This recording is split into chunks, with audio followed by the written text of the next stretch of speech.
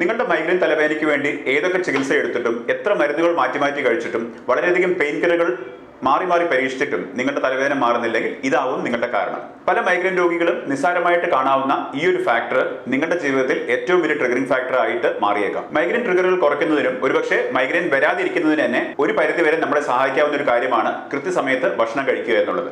ഒരു മനുഷ്യന്റെ ശരീരത്തിൽ സമയാസമയങ്ങളിൽ കൃത്യമായിട്ട് ഗ്ലൂക്കോസിന്റെ അളവിലും ശരീരത്തിലെ ഹോർമോണുകളുടെ അളവിലും വയറിലെ ഗ്യാസ്ട്രിക് ആസിഡിന്റെ അളവിലും ഏറ്റക്കുറച്ചുകൾ സംഭവിക്കുന്നുണ്ട്. ഇതിനെല്ലാം ചേർന്നാണ് കൃത്യമായിട്ടുള്ള ഒരു സമയക്രമീകരണമുണ്ട് എന്നും സിർക്കാഡിയൻ റിതം എന്നും നമ്മൾ ഇതിനെ വിളിക്കുന്നത്.